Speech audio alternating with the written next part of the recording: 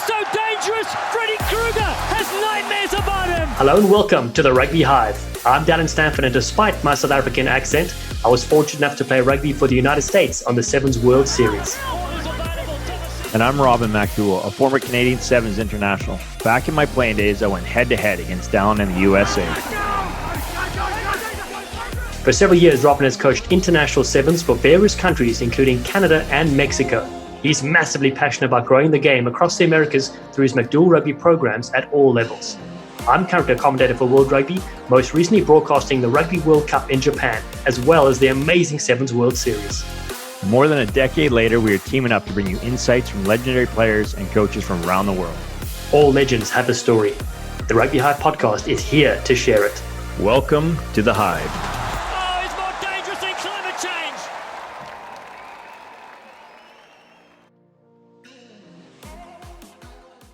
Today's guest is one of the greatest centers of all time.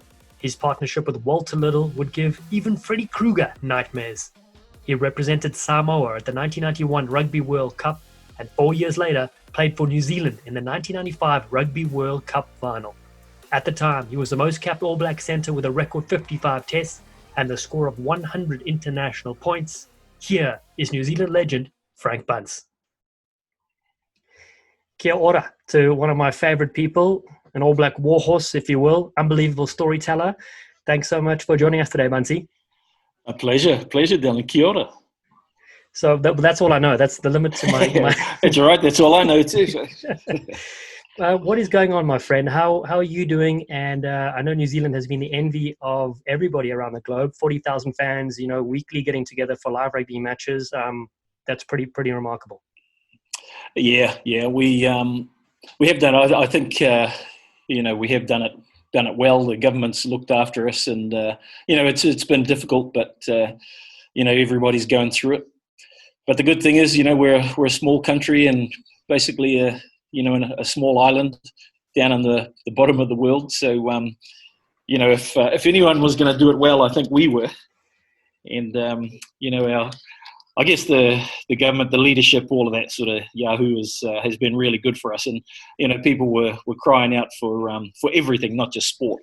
But when live sport came back, and it coincided really with the end of our sort of lockdown or the loosening of the restrictions, and everyone just got out, and we were treated to some great games and some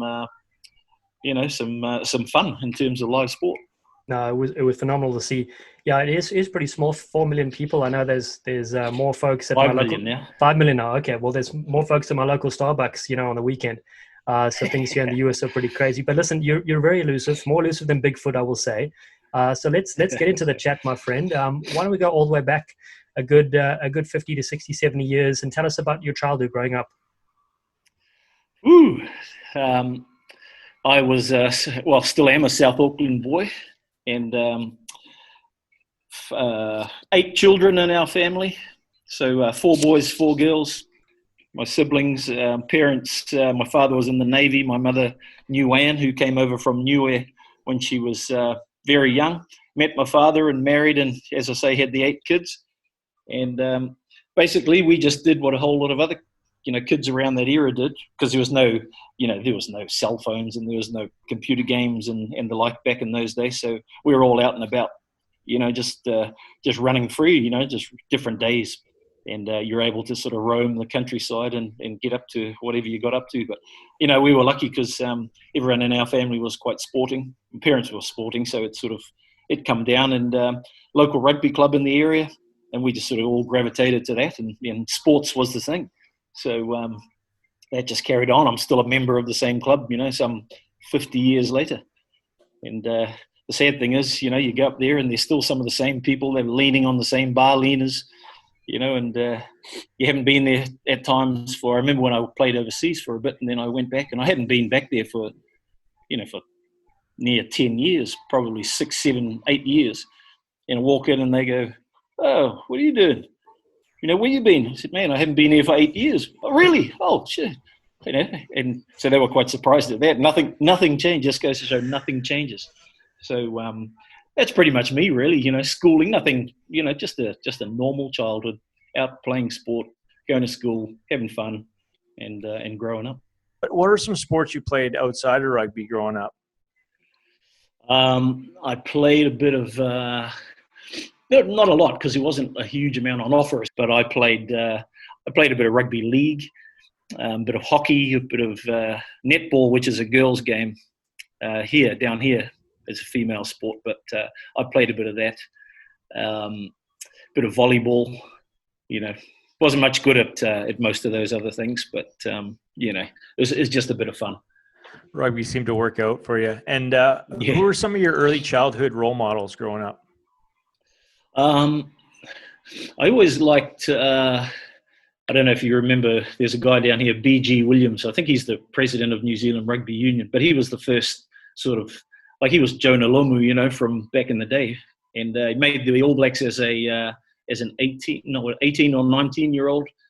He was a wing, Samoan guy, had huge legs, and he just had this great style about him, great flair, and a huge sidestep. And, he toured South Africa, I think must have been the mid-70s, maybe. He was about 19 or something like that. But, he was kind of the guy that a lot of us, younger Polynesian boys who were just getting into it were looking up to. What sort of challenges did you have to face and overcome before you became an international rugby player? I think it was, I came from a pretty unfashionable suburb. And, we didn't have a lot growing up, and where we are in South Auckland, it's a bit of a hot spot for talent now. Just about everybody bloody comes out of here. And you can walk down the street and tap someone on the shoulder and ask them if they want a game, because you're short, and they'll turn around and be awesome. It's that sort of place. But I think I was, because my club was, we were pretty, we struggled. They're still struggling. Didn't have a lot of money, in the middle of a real working class blue collar area. A lot of Polynesian and Maori and working class, white folk. So, we weren't looked on, that kindly in terms of, when teams were being selected. If you came from certain clubs, then you had more of a chance of being selected than if you came from other clubs, So I guess I had to overcome that. That was probably the biggest thing. You go and you play in trials and things like that, and hardly ever get selected. And that went through. It wasn't only me. There was a number of other folk. But in terms of other things, I guess there was me as well. I wasn't really probably as motivated as I should have been, or as driven as I should have been. I kind of, and I still do now, much to Jessica's disgust, is just let things kind of go and happen to me, rather than, go out and set goals and really work for them. So there was probably a little bit of that on my part, which took, I guess that was the thing that made it bloody so long before I started getting selected, and then you step back and realize, oh, geez, I can do this. So, it was a bit of myself and a bit of where I come from, I think. Yeah, it's a different road to the top for everybody. And, I've done a lot of talent ID in the last 10 years. And often, like, we've looked at the numbers of the athletes that, for example, play for Canada or played for Canada. And most of them are from what we call tier 2 schools, tier 2 high schools, i.e. like public schools, not the well-off, heavily funded private schools. And those are the ones you want. Obviously New Zealand's produced a lot of boys that have come from the farm, right? And yep. The Barrett trifecta is a good example of that. But those are the ones that they've been run over by cattle their whole life. They're rugby's not so bad. But let's jump into your Samoa experience. You had an opportunity to represent Western Samoa at the '91 World Cup. How did you qualify for Manu Samoa? It's a good question. It still gets asked of me just about every time I'm out and about, mostly by Samoans. But I was BG, the guy I was just talking about, he was the coach, and the World Cup obviously was coming up. Samoa were really upset that they hadn't been selected in 1987 for the first one. Fiji came in, and was it Tonga? There's a few other countries anyway that Samoa thought that they should have been ahead of. And so my mother is born in Niue, which is another small island in the Pacific, and but she's got a little bit of Samoan heritage. Her father was half Samoan, so that's kind of where my bloodline came. I got approached by BG, by Peter Fats, actually, Peter Fatialofa. I got approached by him, and he asked if I was in. He'd been asking me actually over the years, but I'd sort of, I always had this thought in my mind that I could become an All Black. Not that I was doing anything about it. I wasn't actively sort of going out there and trying to become an All Black. I just thought, arrogantly maybe that it would happen, and so we did that. And then Fats came along and started asking, and he said, "There's, we got this World Cup coming up next year that we've been accepted into, and we really want to make a good showing of it, and all of that." So I had to have a little think about it. He said to me that I've got to, this is your last chance, and you've got to face the facts. And I said, "Well, what are the facts?" And he goes, "You're never going to be an All Black." And I was like, "Oh, I think he actually," and then that kind of dawned on me. I thought maybe he's right. So I gave it a little bit of thought, and I qualified, because back in those days you didn't have to have any sort of percentage, in terms of blood or anything like that. They took it back to the government, and they said, "Yep, that's okay," because I did have, it was true. It was a very small amount, but I did have it. So they came back and okayed it, and I thought to myself, well, might as well go and do this. And World Cup, was it was the greatest thing to happen in rugby. Back in those days, so still is, but back in those days it was only the second one, and thought, man. So I put my hand up and said yes, and then that was, we were away. I still had to go through quite a bit of in terms of culture and things like that. You had to go through a little bit of learnings, and I've been to Samoa a few times, and I obviously grew up around a whole lot of island people, but in terms of culture, my own culture, I was a little bit lacking. So we had to do a little bit of work on that, but all worked out in the end. It did. And Frank, you're part of a wonderful team, one of the greatest Western Samoan sides or Samoan sides in Rugby World Cup history, making the quarterfinals. Tell us a bit about your team and some of the memories you have of attending that amazing event. Yeah, you're right about the team. We had Peter Fats, and we had Stephen Bishop. We had another guy, Matafa Keenan, who was Cook Island, but he had a bit of Samoan blood. Stephen Bishop, who was the brother, he became an All Black as well, and brother of Graham Bishop, who was All Black halfback at the time. We had some great guys, some guys that had played a lot of rugby down in New Zealand in the provincial championship and represented Samoa for quite a few years. And there was a good mix, and Samoa had decided that they would go out and start looking around, in Auckland and New Zealand and Australia, and see who was there that could possibly qualify and might want to. And there's a couple of Wallabies now, young front rowers, and one playing for the Crusaders, Alalatoa. The two boys, and their father is Vili Alalatoa, who was our prop in that game, and. We had some some really, really good players, and guys who Samoa didn't play a lot of rugby back in those days, but had it been these times, they were great players, and all these guys had come through, and it was natural, really. So we got together and we trained, and we did a little bit of. That's when the Manu Samoa, before games that they're doing now, that's when that first was written. So they came to training one day and told us all about it and showed us and said, "This is what you guys are going to be doing in front of in front of the crowds in your games." And when we first saw it, it was like, especially the guys who were born and bred in New Zealand, we were looking at it going, "Holy shit, how the hell are we going to?" But it took us ages to learn that. But anyway, that's. that's long gone now. But it was great. We had a really great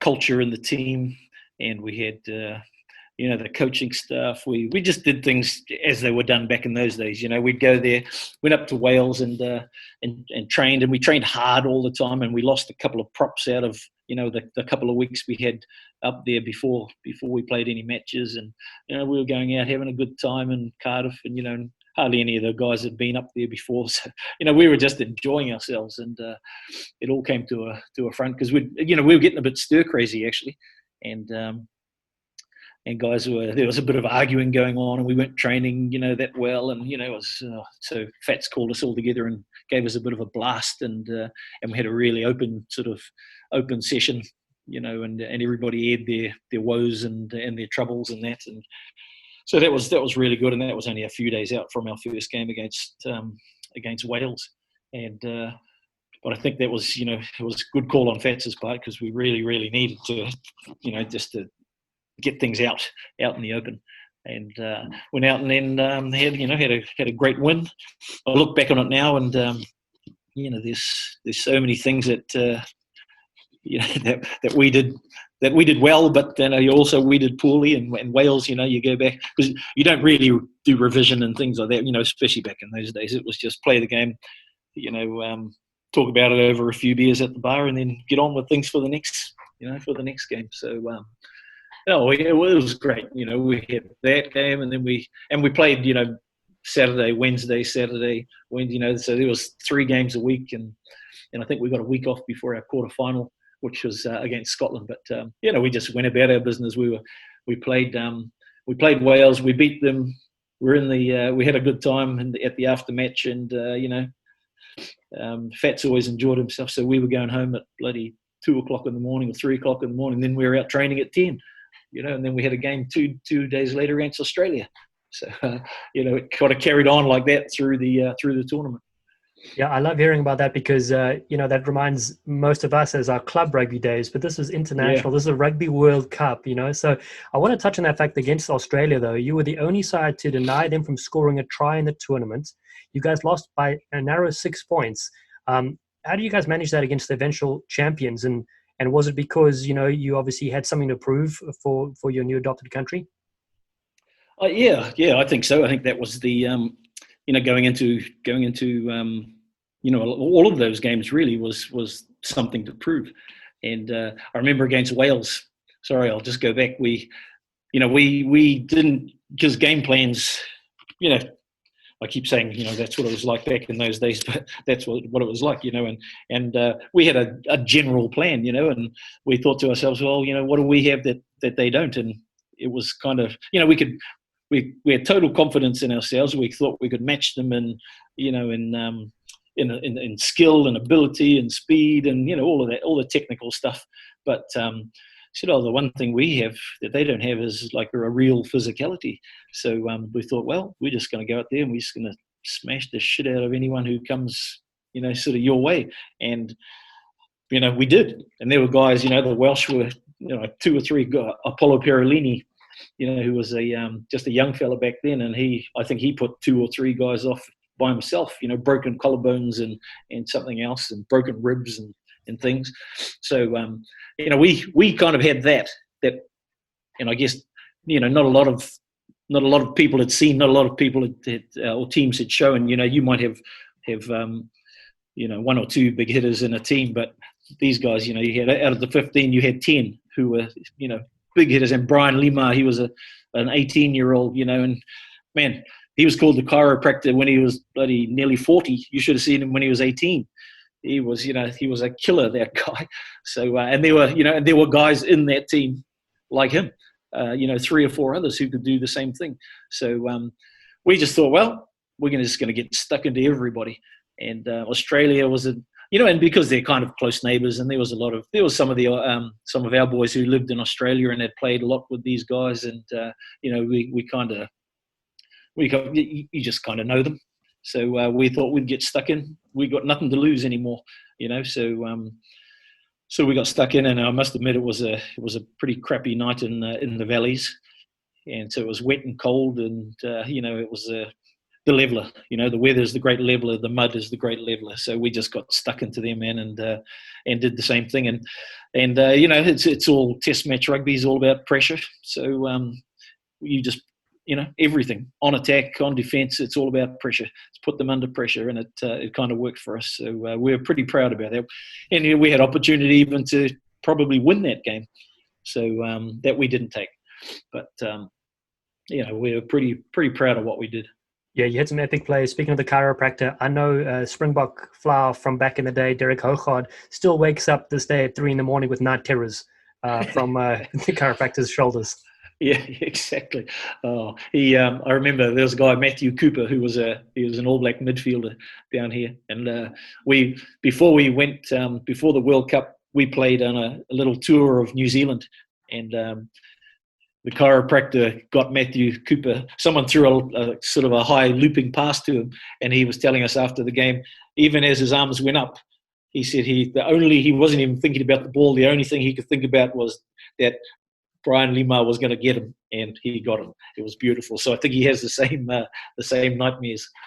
I do a lot of coaching at the international level and grassroots and stuff, and I focus a lot on my coach education now. And nowadays we overthink everything, but I've definitely, as I've been maturing as a coach, been having a lot more relaxed approach with the teams, especially in a centralized environment, or most importantly on tour, and not trying to overcoach, not trying to overspeak.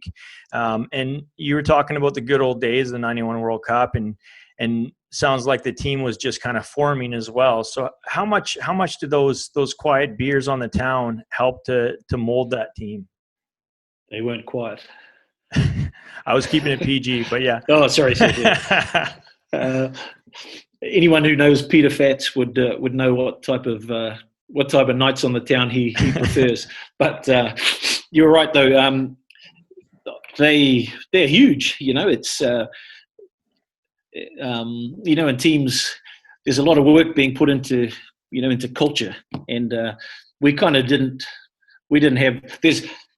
We had it, but we didn't know what it was, and we didn't have a name for it. And I think that's kind of the truth for a lot of things these days, where a name's been put to something that's kind of been happening for years and years and years. But I think what you're doing is right in terms of not trying to overcoach or overthink things or overtalk. Everything's a real balance. I take my hat off to you, because I couldn't be a coach. I just don't have it in me to be that disciplined or that.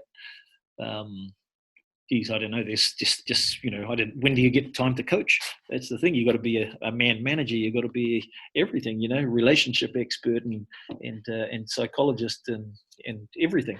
But you need time to relax. You need time to wind down. You need time to to just talk to the guys that you've been through. Battle. You've been through this thing with every game you play. There's 5-10 trainings that you've gone through as well, and leading up to this game. So you can't just carry on, at this level, peak for a game, and then carry on again and get ready for the next one. You got to have time to relax. You got to have time to let go of things. And I think that doing it with your friends, with some quiet beers and stuff like that, and just having a good yahoo and a laugh, I think that's invaluable. And in terms of a team, a culture again. It's invaluable. I can't think of anything better. Anything, because a lot of things are forced on you. Team building. I don't know, revision of games and things like that. But there are times when you just need to get away from that, just sit down, because you're playing the game because he's your mate. You love the game.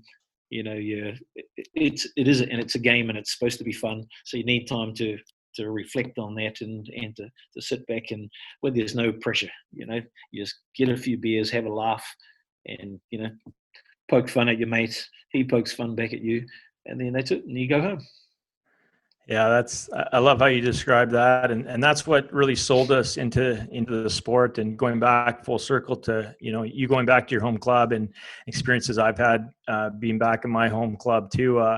And I remember traveling up and down. We used to have an old school bus. They still do. I think it breaks down every 2 weeks, but we travel up and down Vancouver Island and go hit up all the other clubs. And it's always sing songs on the way home. We got some talented musicians in the club, but on the side of our bus, so we don't get pulled over by the Royal Canadian Mounted Police, it says Cowichan International Choir Bus. So rather than saying Cowichan RFC, it says International Choir Bus, because we'd always be singing. But in those days, I'd be sitting at the front of the bus dreaming about playing for Canada and traveling around the world and the things that I would later do. But then I'd find myself on a bus on the other side of the world, living my dream and missing my boys and missing the sing song and missing that too. So, it's rugby definitely is something that, getting kids on tour, it really hooks them into the sport and takes them forward. That is such an incredible story for you to have represented two countries. And obviously not long after the 91 World Cup, you started pursuing representing New Zealand, your home country. What was that story like, and how did that all unfold for you? After the, I was happy. After the 91 World Cup, I was happy. We'd had a pretty successful World Cup. We lost in the quarterfinal. We were never expected to make the quarterfinal, but we lost.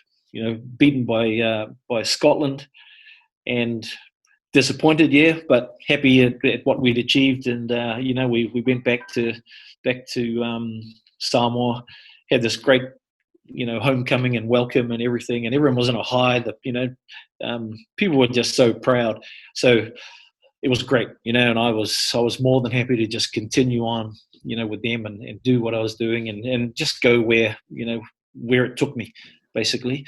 And then I got a phone call because New Zealand hadn't done too well. They'd had a pretty poor World Cup, and so they got rid of the coaches and everything, and some of the players had retired, and then they bought a guy called Laurie Mains, who was a long-time coach in New Zealand, from the deep south, from Dunedin, and he got given the spot, and he rang me up. Just, right out of the blue, just rang me one day and said, what are you thinking?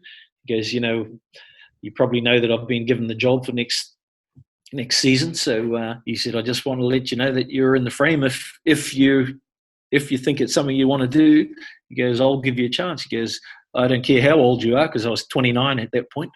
He goes, I don't care how old you are. He goes, if you want to, he goes, I'll give you, I'm not promising you anything. He goes, but I'll give you a shot. So I was like, that threw the spanner in the works. So, and I knew pretty much when I hung up, I was going to do it, because it had always been a dream. Any rugby boy growing up in New Zealand wants to be an All Black. So there was an opportunity there. So I thought, well, all right. And then after that was the hard part, was obviously getting the Samoan side of it all sort of sorted out, and given that they'd given me my big break. But I talked to a few people, and they, because back in those days, as well, the kind of the All Blacks were the Samoan second team, but they kind of viewed it as a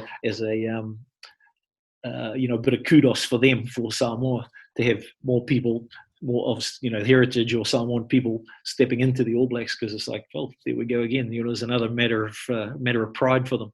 So I got, I've never really had any negative, good-natured negative comments, but never really had any bad ones. So I just made the decision then and told Laurie Mains, yep, I'm keen. So then you just go through a trial period, and All Black trials back in those days, and North-South game, which they're looking at reviving very shortly.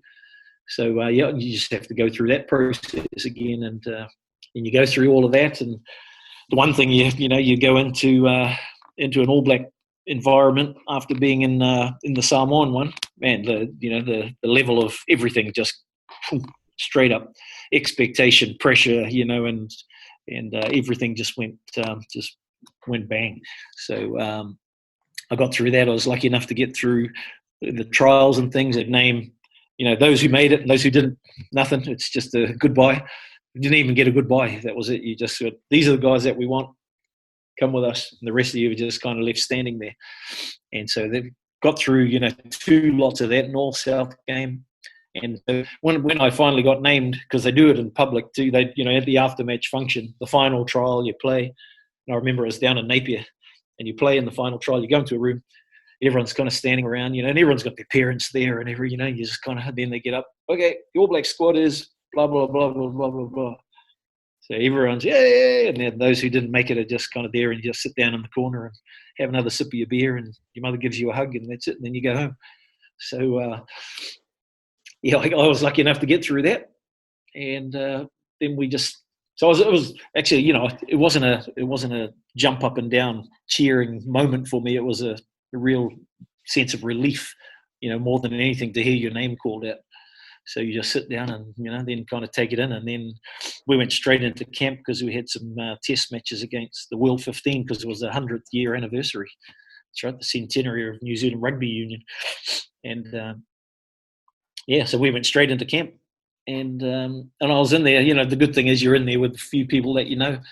So, quite a few people that you know and have played, the game with. So I was in there with Walter Little and some of the other guys from up, around Auckland and North Harbour that we'd played a lot of rugby together. So it made life a little bit easier. But, you're never really equipped for, especially at first, you get used to it. But when you're thrown in the deep end at the very beginning, everything's hard. But and Laurie Maines was, he was a coach with his own style. We'll put it that way. He'd never be able to coach now. He just doesn't have the skills, and he doesn't care for them, and he doesn't want them. The man management skills, that side of it. He just wouldn't be able to cope with looking after the headspace, and the everything else that goes with being a coach. I don't have to tell you there, Rob. Yeah. Well, we all had those coaches. That's why I'm trying to look at other techniques to make it fun. But you went on to have an epic career for the All Blacks, capped 55 times. At the time, the most capped All Black center. And just looking back, and there's probably a million of them, but what were some of the memories that really stood out to you in an All Blacks jersey? I'd have to say your first, the first test, whether first game, first test, whatever it is, but the first one, when you're able to put on that jersey, they present the jersey to you, and it's as I say, as a young rugby playing kid, it's the dream. So you get the jersey and you have a look at it, and it's you're just in awe of the jersey. So I remember that, and then running out, and you just felt, I don't know, you just kind of felt important. What you were doing was important. And you're running out and you're representing the team and the country, I should say, and you just feel great about it. We lost that very first game that I played in, so the greatness didn't last too long. But that the World Cups, if I'm quickly going over a career, World Cups were, they were magic because you played, you're in the same area, tournament, the best players you're playing with and against the best in the world, and tournaments are, especially the knockout tournaments there, I really thrive. I think they're wonderful things, those tournaments. So, and I love that. And, not just saying this for Dallen, but South Africa, where we played in that, especially in that 95 tournament, if you can't play good rugby in South Africa, you're never going to play it because, the conditions are awesome, and the crowds, the crowd's really knowledgeable, and apart from when you're getting abused, late at night, especially in Cape Town. But, you just meet great people over the time. You tour great countries, you experience, wonderful things. So, and rugby is a kind of even though it's all for rugby, the game, it's still just a game, you're still just bloody enjoying it because you're playing with your mates, and but it offers you a whole lot more. I think my rugby career has been a wonderful, part of my life. Frank, I know that this podcast, people can't necessarily see this, but I'm wearing a Cape Town hat, so that's probably why you made that nice jab, But listen, let's talk about this. 25 years ago, you played in that Rugby World Cup final, and I want to say 42 million South Africans watching. Can you talk us about that day, obviously skipping what you had for breakfast? Yeah, shit. I won't skip it. We were in a hotel, so I always go and because you never get breakfast cooked when you're sitting at home by yourself. So I was in a hotel and I was making the most of it. Eggs Benedict, and then some bacon and then some pancakes, and just go for it. But it was a great tournament, and the All Blacks had we'd had a pretty good tournament and pretty successful, and everyone. I count myself lucky. And especially, you're saying, Robin, what do I look back on? Another thing that I missed out on is the players that I played with. I think I was lucky to have played with some of the guys who went on to become, really great All Blacks, who were in their prime, like Jonah, like Christian Cullen, like Zinzan Brook, and, there were so many in that team that you go through and you think, man, those guys are like genuine sort of greats of the game. And they were in their prime, when I was playing, and we had this it was a pretty awesome team thing going on at that point. But we got to that stage in South Africa, and I can't really remember too much about the morning of that game, but it all started. You go to the team meeting. They were in the days, I don't know what you guys are doing now, but I don't know if the All Blacks are doing sort of with the team meeting just before the game where the coaches actually talk and stuff. But we used to do that, and, Laurie laid things bare, and, so that's where all the everything starts, and then you get on the bus and you're just kind of silent the whole way to the game. But you just couldn't help but notice, on the way, everything was just up.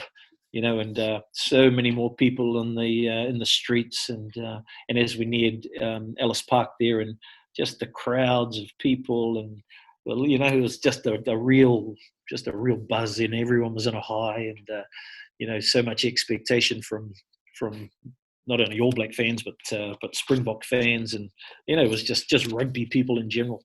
But you could see, real, and I've had it myself, now when I've gone to finals or quarter, World Cup games, things like that, and you turn up and it's, you're just there to enjoy yourself, and you're with a group of friends, and you're enjoying what you enjoy about rugby. If you can't be playing it, you've got to be there experiencing it. And so you just knew that that something special was happening, and you get there and you can just feel the buzz from the moment you arrive. Go out and have a look, go into the changing room. There's not a lot being said, and you go into the changing rooms, have a look around, put your bags down, hang your gear up, walk outside, have a look, and, it's just all there, and the crowd, the stands were packed already. This is hours, probably an hour or so, hour and a half or so out from a game, and then, but it's just all happening, and you look around, and I remember looking around in the stands, and it was really colourful, and it was hot, and you could see the guys, abseiling sort of guys hanging off the top of the stands, and because you never know with South Africa, geez. But I don't know, police or military, I don't know what they were, but they were just hanging there, and they had guns, and they're all in uniform and everything, and you just look around, and it was just the whole, you just look around at the experience of the whole thing. It was just awesome.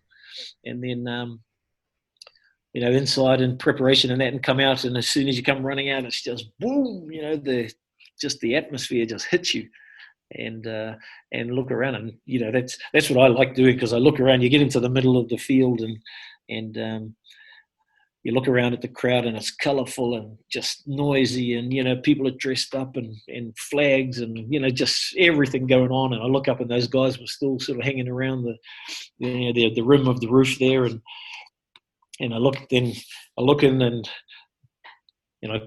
you sort of notice how black, because you get new jerseys for every game, and that you just notice how black the All Black jersey was, and all of that, and you just think, look around, and I was looking around at guys the Brooks and the Fitzpatricks and the, just some of the guys who've been there for the whole time I've been there. We've gone through all of this, and you look around at the thing and think, got a little bit of confidence from that.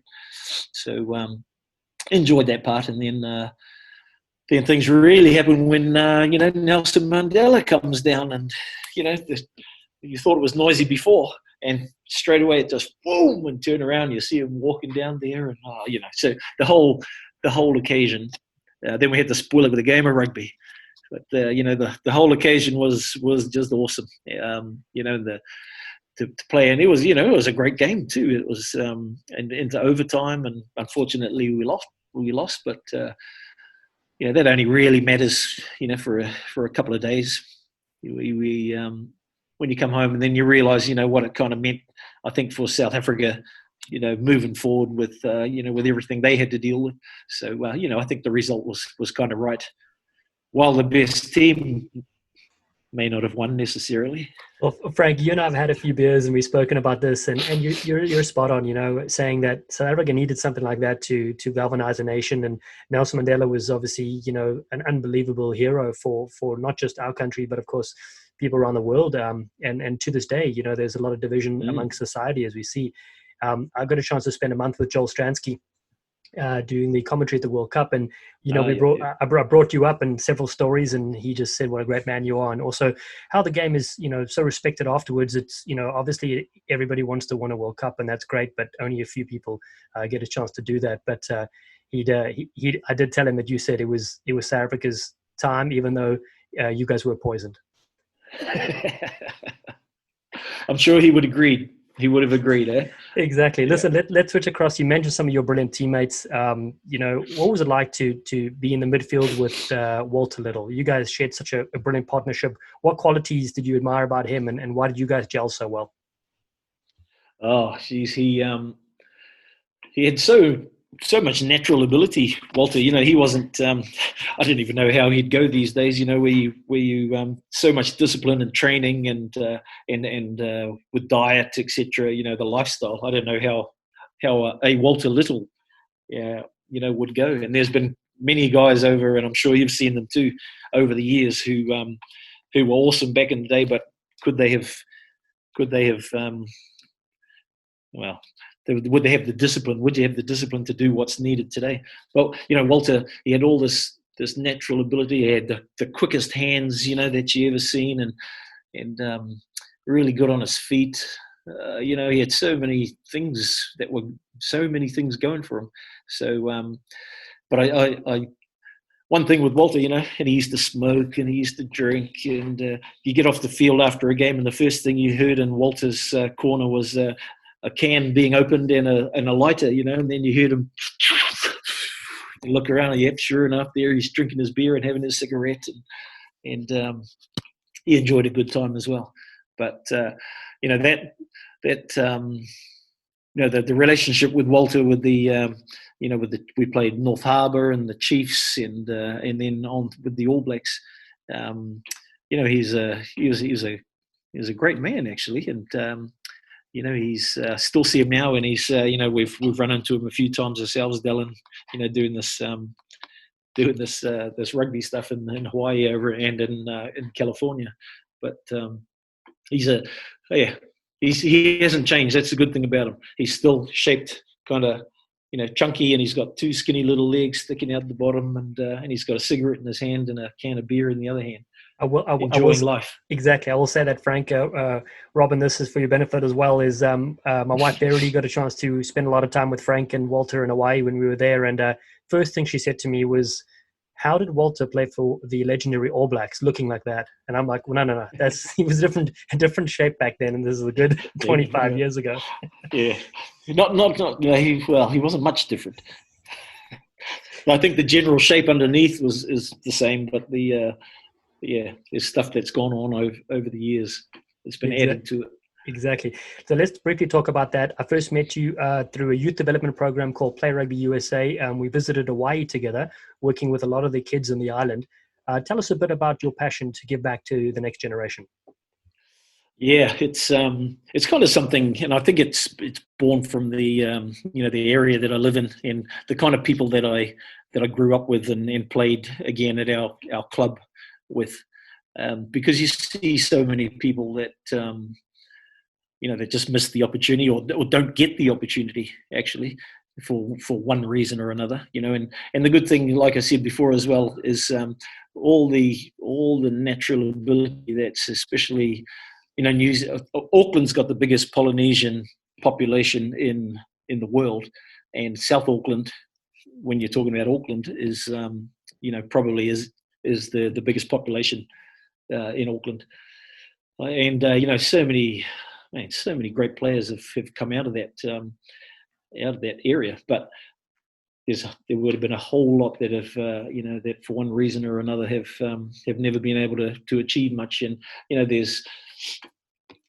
with not having much, you got families, you got so much else going on in life, and sometimes you just can't do what you need to do to get ahead in the game. So I thought to myself that it'll be nice to give a little bit back into the area, and show them that there's a pathway, there in what could be.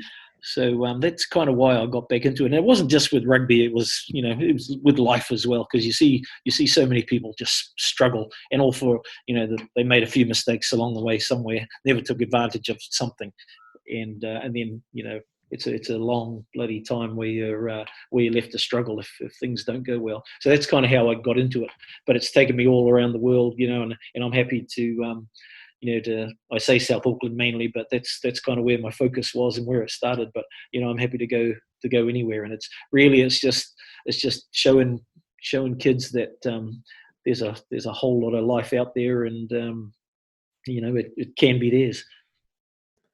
Yeah, and that's something we've been touching on in a lot of our episodes. Is why we want to bring these stories of legends like yourself to life, so young people can listen and whatever their dreams are. And we all started out somewhere, and when we started out, we didn't know where we were going, and we had typically, someone to look up to that kind of helped guide us. And we're hoping some of your wisdom can be passed on to the next generations around the world. Thanks to the technology out there. We're going to put you on the spot here with some selections here. So put on your coaching hat a bit, but can you list 3 of your favorite teammates of all time and why they make your cuts? I'll go with Christian Cullen, just because of the fact that he was, he could make something out of nothing. The pace, I was going to say the skill, but I can't remember him passing too much, or the need for him to do much of that. He got the ball and he did what he had to do. That was it. Yeah. So I'd go with him.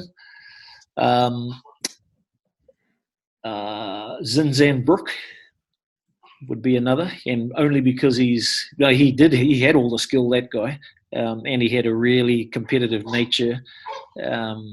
He'd have a go at anything, and if it didn't work the first time, he'd do it again, 5 minutes later. And who else would I pick?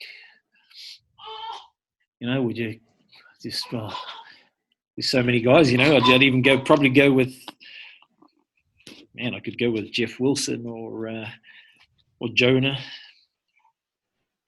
Or maybe not even on the field, a guy like Glenn Osborne, who just, he gives it to you on the field. He gives, everything he's got, but then off the field, he's just one of those characters that just make playing rugby and touring, just what we've been talking about, Robin, with all your mates, and it's just a fun time. He was a clown, and he just made things a whole lot more fun and a lot more enjoyable. So to have him sort of hanging around, you knew he could do what he needed to do on the field, but he also had so much to offer off the field.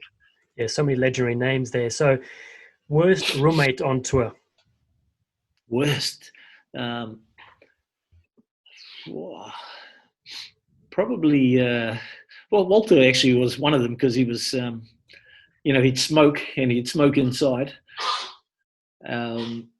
Messi, he stunk too, actually. So that was, I'll probably go with him. And another question for you: most difficult inside and outside center you ever faced? Oh yeah. They were all bloody quite. I'll tell you, there was one guy actually, and he didn't play for any of the international teams, but he was a Samoan guy down in New Zealand, and his name was Mila Vila, and he was one of those guys that, like we spoke about the early days with Samoa, and he was crazy. He was hard. He was rough and tough and crazy, and man, he would just give it to you.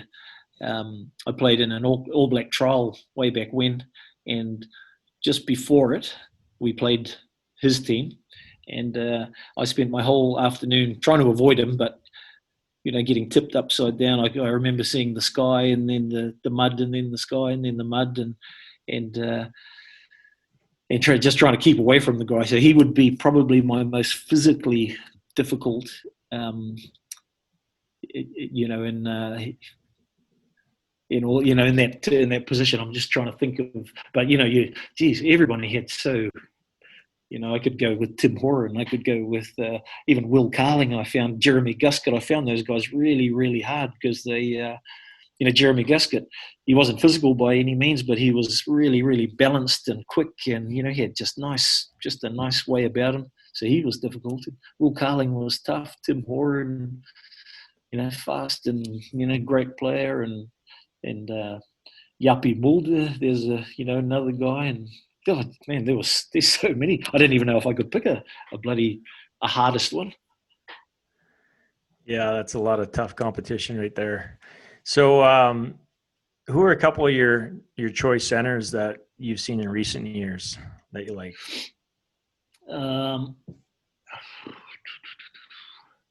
I like the current. I'll start with the New Zealand. That Goodhue. I like him. Anton Leonard-Brown. There's a couple of good guys down this way that I think have got a lot to offer. When you get to a certain age, it's bloody hard to remember names. Who are your Springboks? But over the years, they had the Jean de Villiers and Farida Priya. I mean, Jock Farid outside center. He was a pretty special player. But you're right, Dallen. Donnie Gerber. Donnie Gerber was probably my favorite. Outside of yourself, Donnie Gerber is definitely the 13 that stands out. Yeah. I mean, and Philippe Salah. There's so many great centers these days. There's some. The problem now, though, you don't really get a chance. Like as individuals, there, they used to talk about the French flair and all of that, but I always find that the games are all the same now. Everyone plays kind of the same style, and maybe as individuals, you don't get the chance to show, the flair really. I mean, everything has to be done within a team context, but I don't know if kind of French flair is what it used to be. And a guy like Donnie Gerber, he was a team player, but man, he was such a great individual. Do those guys get the chance to shine these days, or would they? Or and do the centers, and do you get a chance to show what you got as an individual in games anymore? It's hard to pick out sort of just one going. That guy is like you used to do with the Gerbers and the Salahs and that Tim Horan, those sorts of guys. You could pick them out because they were so different and so awesome. But these days, it's kind of all the same. They're all good at what they do. That's right. The game has changed a lot as well. Just one comment though on Percy Montgomery, because we definitely want to get him on social media. Yeah, I was in Portugal actually with him a couple of years ago, and had a good chat with him. But he turns up on the international scene with white boots. And that was straight away he was gonna cop it. And then his name being Percy, back in those days, Percy Montgomery with white boots, and I think didn't he have blonde hair? Did he dye that? Blonde tips. It was pretty embarrassing. Yeah. I will say that. It was the tips that did it. But and then he goes on and plays 100 and something test matches. And who would have thought at the very beginning of his career that he'd do that? Well, one thing we found out as watching South Africa was that he was not an outside center, and you confirmed that with your, I think it was your right handoff. Listen, Frank, moving along here, let's talk a bit about you, a bit of a character with your teammates as well. You used to stitch people up even after they were playing. Tell us a bit about the story about how you got some of your friends involved in the charity boxing. Hey, geez, it's not me that does that. That's the Rushies in the Frano Bodica, actually.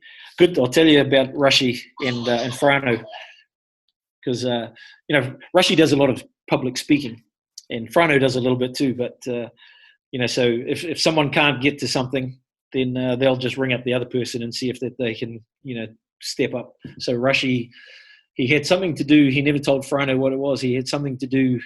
And I can't remember where the place was, in the South Island somewhere. We'll go with Christchurch.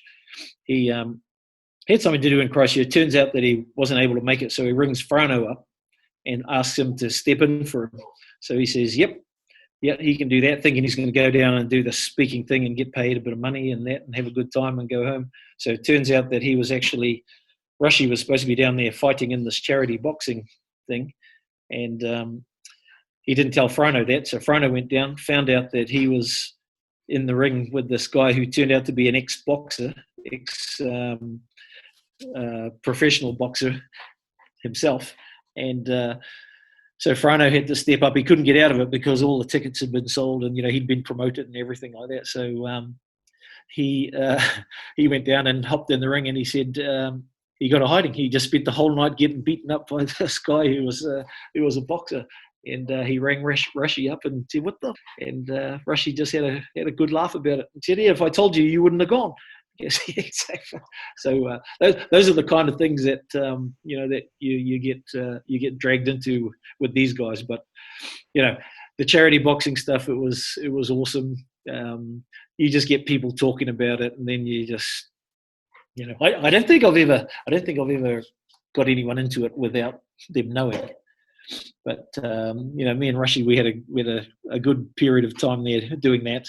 We went over to England and fought in a thing over there and got paid pretty bloody well, actually. And Rushi, they hooked Rushi up with this kickboxer, and the first punch that this guy threw broke Rushi's nose, and it all started bleeding. That was the first punch of the first round of the evening.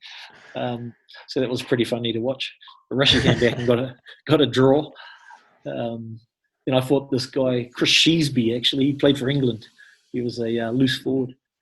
And I think I had more support there on the night than he did, actually, because he's nice enough guy. I think he played a lot of sevens for England too back in the day.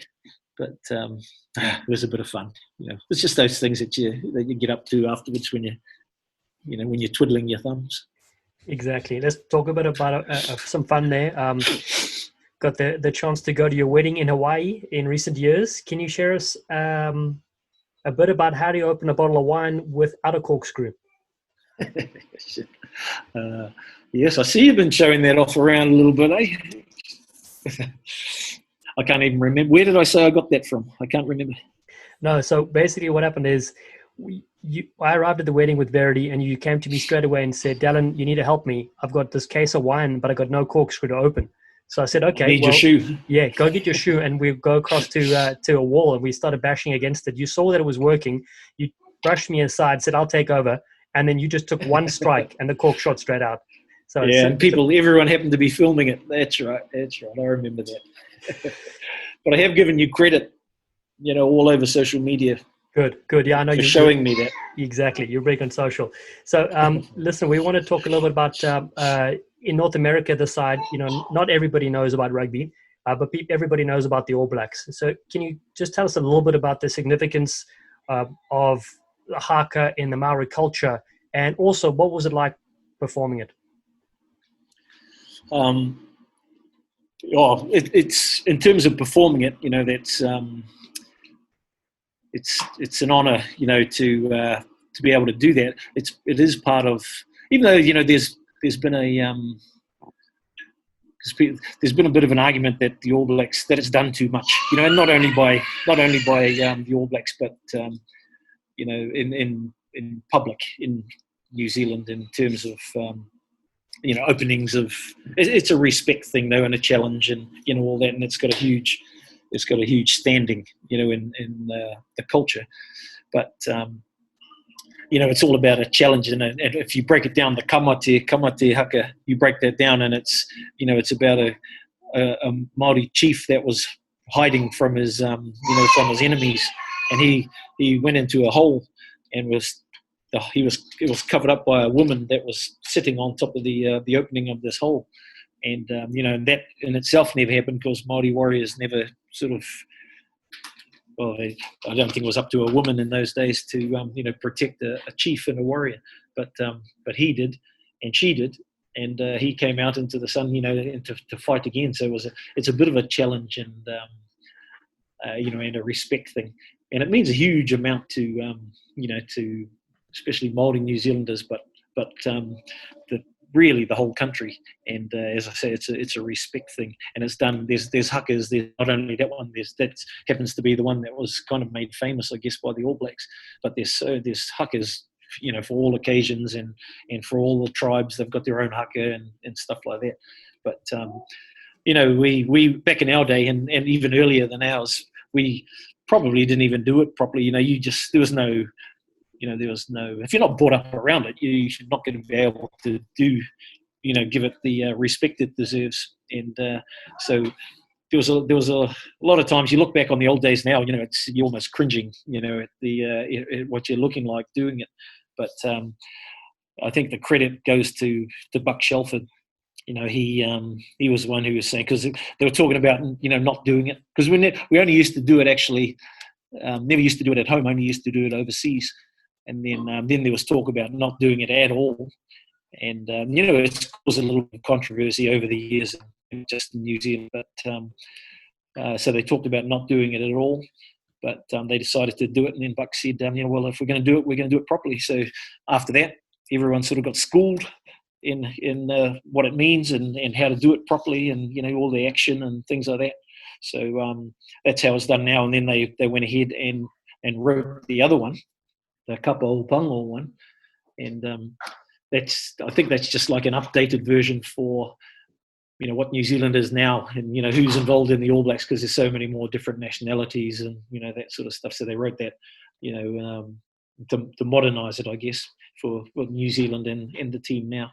But still a huge part, and I think most people enjoy it, most people respect it. Not everyone, but it's definitely great insight to the background on it for listeners, and obviously it's a big part of the game in New Zealand and around the world. And I know even in the North American audience, everybody knows the haka. They may not know exactly what it is or the meaning behind it, but it's always like All Blacks haka, and it's like, well, Canada has a team too, and people are like, yeah, okay, right. Got to kind of fill them in, yeah. But thanks to the HSBC Vancouver Sevens, North Americans are getting a little more of a taste of it. But you guys are good at it. So, Canada's been playing rugby for years, for a long time, eh? Yeah, it's just that whole freezing 90% of our country for part of the year kills us. But we're getting there. We're getting there, and there's a lot of young talent coming through, and the success our men and women's sevens teams have had, and even our women's 15s team, they've been in top 3 in the world for a number of years. So there's a lot of good talent coming up, and thanks to social media and being able to engage people like you with the demographic across North America is very, very inspiring. So I guess our last question for you is, what advice would you have for young rugby players listening on the Rugby Hive today? You kind of got to figure out what you want, out of the game. Do you want to be, do you want to go to the very top? Do you want to represent your country? Do you, what do you actually want out of the game? And,